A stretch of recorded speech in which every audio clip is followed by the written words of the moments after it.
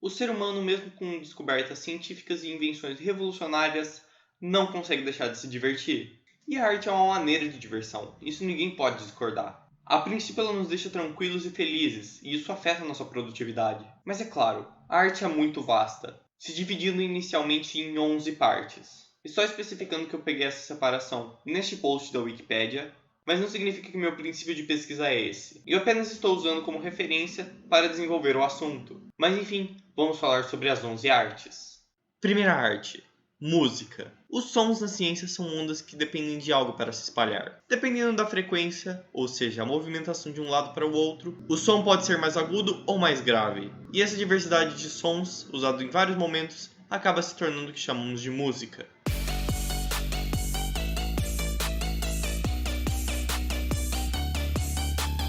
A música é feita geralmente com instrumentos, como o tambor, o violão e a flauta, mas existem inúmeros instrumentos ao redor do mundo. Se fôssemos generalizar, existem 3 tipos. Os de toque, que se propagam através das batidas, os de corda, que surgem das vibrações das cordas, e os de vento, que são formados através do sopro. Dá para criar músicas de todos os tipos, desde um solo, que é usado um instrumento, até uma orquestra, que é usado muitos instrumentos.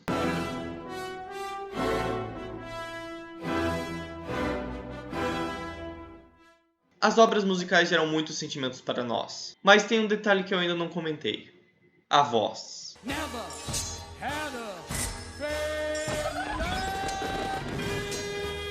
Se bem implementada, ela complementa tudo o que ouvimos. Quando cantamos, expressamos os nossos sentimentos, e sincronizados com a música, é feito as mais aclamadas músicas da humanidade.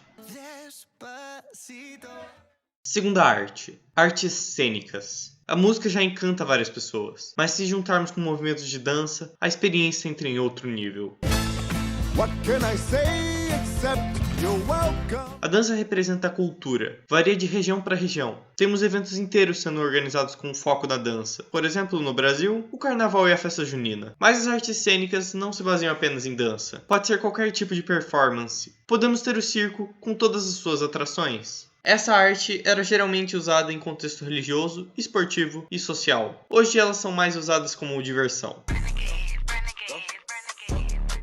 Terceira arte: pinturas. Não há maneira melhor de representar um pensamento como nas pinturas. Todos já fizeram pelo menos um desenho na vida. E por que não usar pinturas e desenhos para expressar nossos sentimentos? Para mim, o desenho é a maneira mais fácil e comum de fazer arte. Desde obras que valem bilhões de dólares aos desenhos que as crianças fazem. As pinturas podem ser em preto e branco ou coloridas. Um assunto que é comentado nas aulas de pinturas da educação infantil são as cores. Você deve conhecer as cores primárias, que são azul, amarelo e vermelho, e as secundárias: verde, laranja e roxo, e algumas outras classificações como as cores frias e as quentes. A harmonia entre essas cores forma pinturas lindas, de tirar o fôlego. Quarta arte: escultura, arquitetura. Nós vivemos em 3 dimensões: altura, largura e profundidade. Vivemos também em um planeta, a Terra, que por causa de sua massa nos mantém atraídos a ela.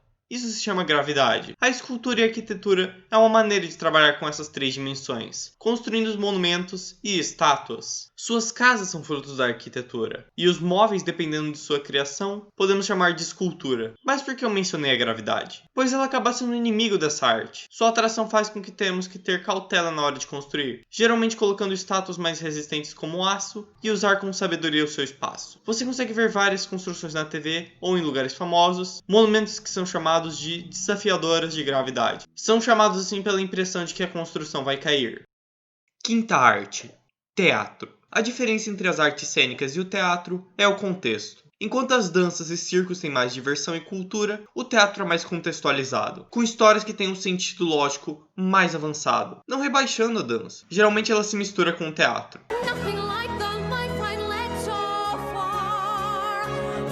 As histórias de um teatro não são tão tradicionais ou divertidas. Elas usam mais críticas sociais. Claro, um dos fatores que ajudam o público a gostar mais é a diversão, mas é como se a gente comparasse um mini-filme com um clipe musical. Sexta arte: literatura. Não me venha dizer que a literatura é chata. Você está generalizando. É verdade que alguns clássicos nacionais podem não chamar a atenção, principalmente quando você quer pôr crianças de 12 anos para ler Dom Casmurro. Existem inúmeros livros por aí que você pode gostar. Harry Potter e Como Treinar o Seu Dragão foram originalmente livros. Existem dois tipos de estrutura na literatura, a prosa e o verso. A prosa é os livros que você está acostumado a ler, uma história narrada normalmente. Já o verso são poemas, respeitando um ritmo e algumas regras. A literatura veio com a escrita, que foi uma das melhores coisas que o ser humano inventou. É a forma mais fácil de espalhar o conhecimento. Sétima arte.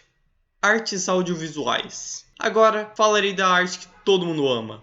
Os vídeos. Quem não ama assistir uma série ou um filme? Essa é a forma de entretenimento mais comum hoje. Todos os filmes são organizados. Eles possuem roteiro, que já é uma forma de arte, a gravação, que funciona como um teatro, e a edição, que deixa tudo mais profissional. Pode ter alguns filmes que não são muito bons em qualidade, mas mesmo assim, não tem como não falar de cinema ou Netflix na atualidade. Simplesmente não tenho o que dizer, porque vocês já sabem tudo sobre essa arte. Avengers!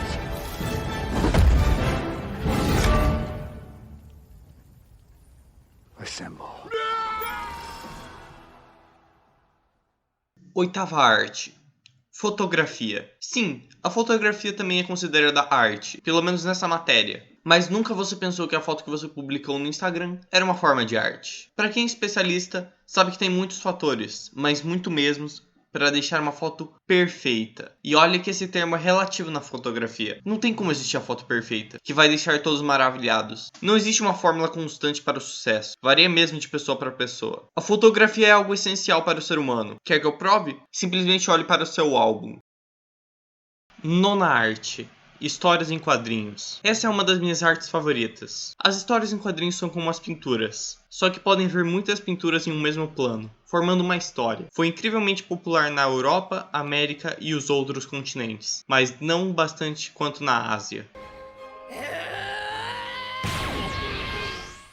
Lá é o lugar com mais produções de histórias em quadrinhos no mundo, os mangás. E ao contrário das HQs do Ocidente, que possui equipes inteiras produzindo essas histórias, no Oriente a maioria das vezes é uma só pessoa, e isso aumenta drasticamente a produção dessas histórias. Décima arte.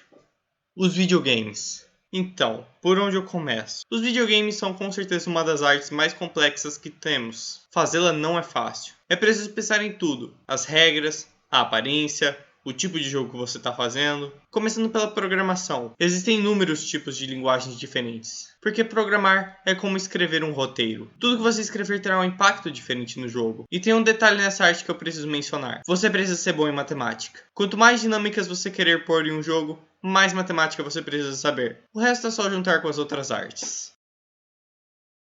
11ª arte. O digital. A partir do momento que o primeiro computador foi criado, tudo ficou diferente. As pesquisas, os empregos e a arte. Lembra de tudo que eu falei nesse vídeo? Todas essas artes podem existir no real. Até os videogames, em forma de jogos de tabuleiro. Assim como todas elas podem ser passadas no digital. Esse vídeo pode ser uma forma de arte. Ele não existiria se não fosse graças ao digital. Espero que tenham gostado do vídeo. Se gostaram, deixem o seu like e compartilhem. Muito obrigado por terem assistido até aqui e até mais.